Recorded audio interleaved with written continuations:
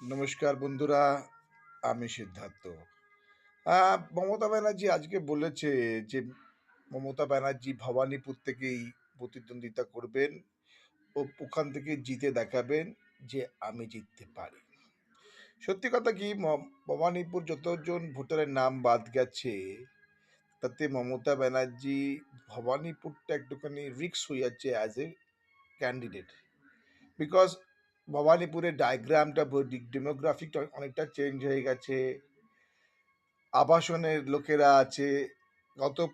গত নির্বাচনে যখন যখন উপনির্বাচন যখন হয়েছিল ভবানীপুরে, তখন সেই উপনির্বাচনে মমতা ব্যানার্জি 40-45 হাজার ভোটে জিতেছিল।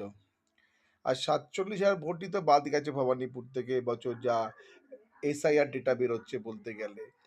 আর যখনই একটা উপনির্বাচন হয় কিংবা ছোট নির্বাচন হয় তখন কিন্তু অনেকে ভোট দিতে আগ্রহ দেখায় না, কিন্তু যখনই বড় নির্বাচন হয় সেখানে তখন কিন্তু মানুষ ভোট দিতে আসে। আর সব থেকে বড় কথা কি, এবছর কিন্তু যে বড় বড় আবাসন যেগুলো আছে সেই আবাসনের তলায় বুথ বুথ কেন্দ্র হবে। তাই এবছরে আর তাদেরকে স্কুলে যাওয়ার দরকার নেই, তাদের গেটে তালা দেওয়ার দরকার নেই, তাদেরকে আর স্যাচুরেশন করার দরকার নেই, তাদেরকে আর মোবিলাইজ করার দরকার নেই। তারা নিজের ভোট নিজে দেবে। তাই ভবানীপুরতে একটা বিশাল বড় চ্যালেঞ্জ। যদি 7খানা কর্পোরেশন দেওয়া দেখা হয়, 5খানা কর্পোরেশনে গতবারে বিজেপি জিতেছিল, আর 2টো পুরসভাতে তৃণমূল জিতেছিল। আর সেই 2টো পুরসভাতেই সংখ্যালঘু অধ্যুষিত পুরসভাতেই মমতা ব্যানার্জিকে জয়ের রাস্তা দেখিয়েছিল।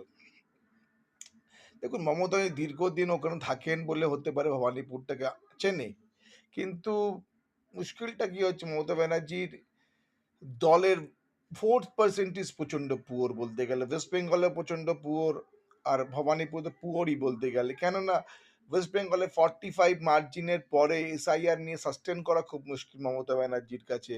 আর ভবানীপুরে তো মাত্র যদি রুদ্রনীল ঘোষের কাছে চট্টোপাধ্যায় শোভনদেব চট্টোপাধ্যায়ের মার্জিন 27-28,000 ছিল। আর এই এত ন্যারো মার্জিনে যদি এসআইআর পর যদি পোস্ট এসআইআর দেখা যায় যে এখানে একটা অনেক সংখ্যক ভোটার যদি এখানে অফ হয়ে যায়, সেখানে কিন্তু আহ, তৃণমূলের রিকভার করা ইজ ভেরি টাফ, আমার ব্যক্তিগত মত মনে হচ্ছে।